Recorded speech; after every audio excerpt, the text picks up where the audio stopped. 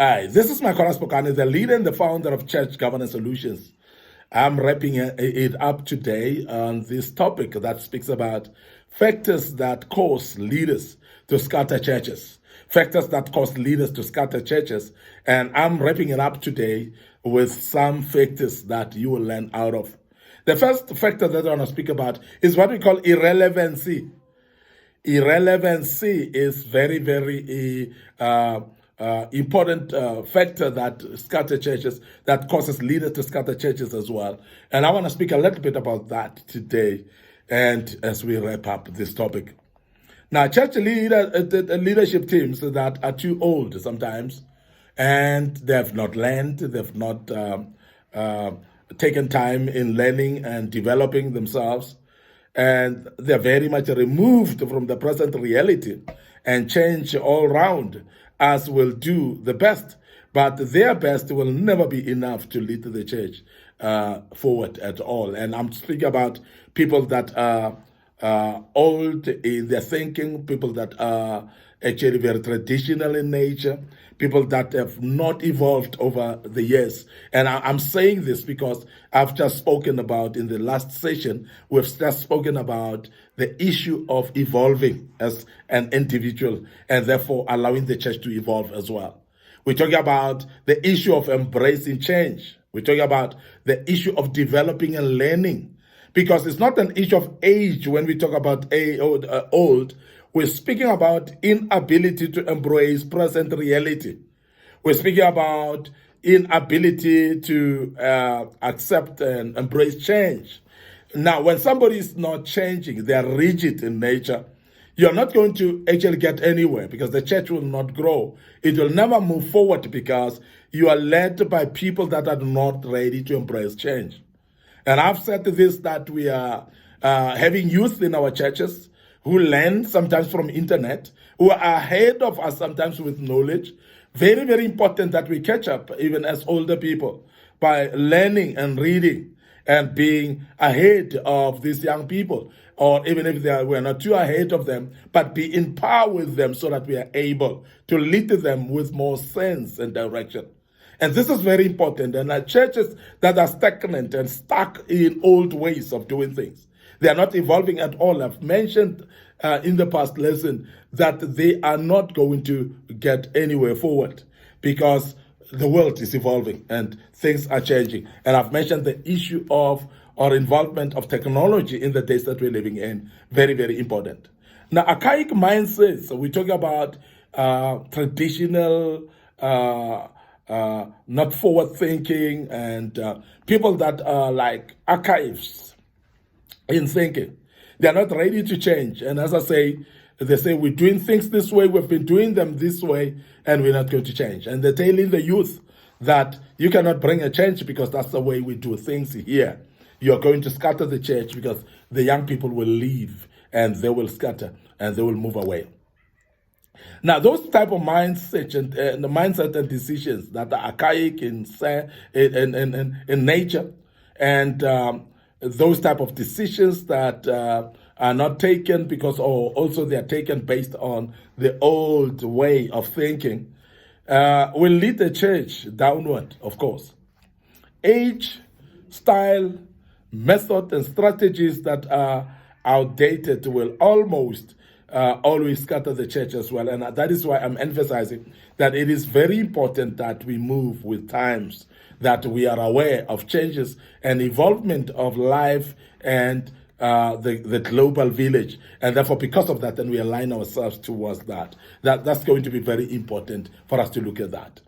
I want to close today with lack of tact and wisdom as one of those factors that will scatter churches, that will actually cause leaders to scatter churches. Lack of tact and lack of wisdom. I want to speak about that just now as we round off this topic. Leadership that are powerful and authority drunk, trample on people and have disdain for their contributions, will have to contend with empty seats in their fellowships, in their churches. These are type of leaders that are power hungry, that are authority driven. We're speaking about people that want to control freaks, and they're leaders, but they want to control people.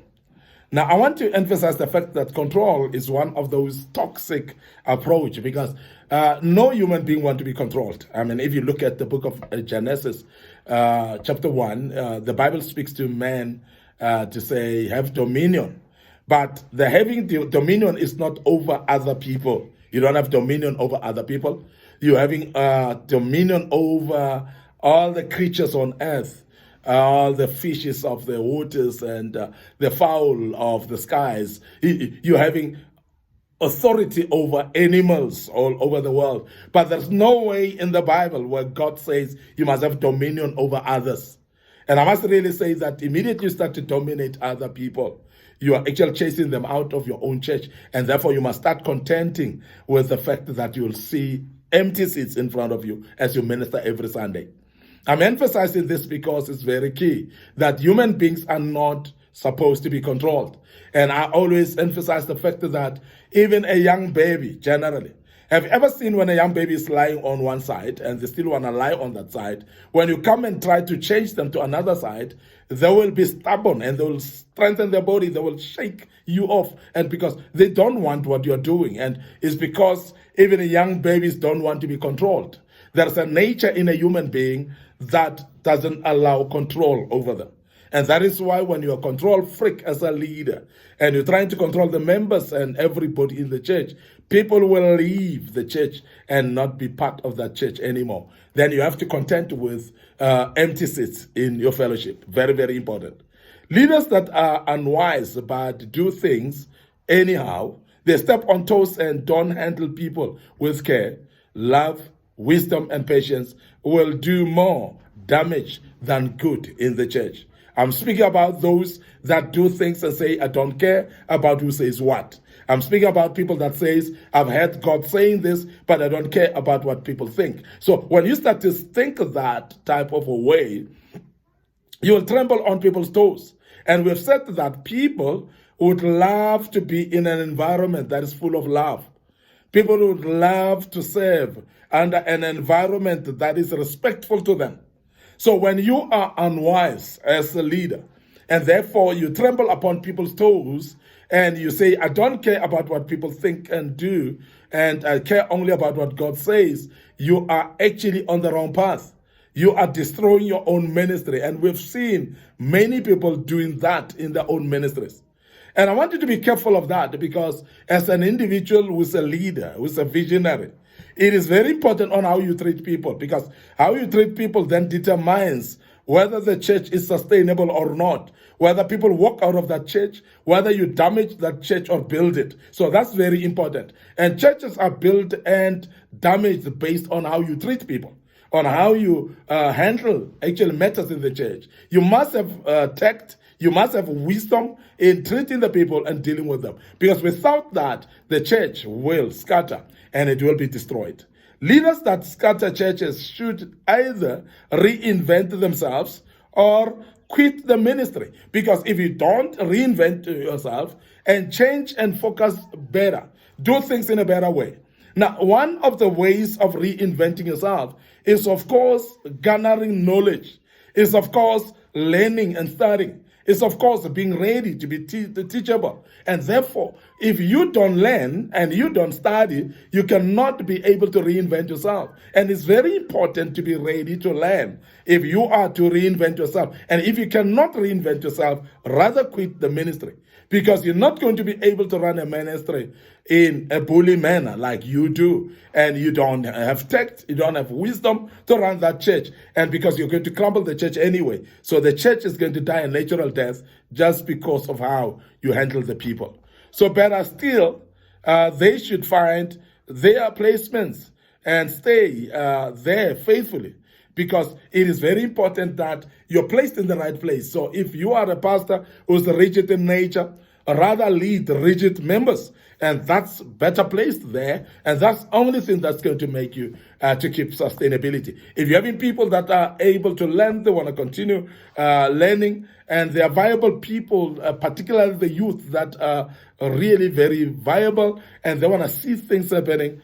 If you're not changing yourself, you're basically going to strangulate that church.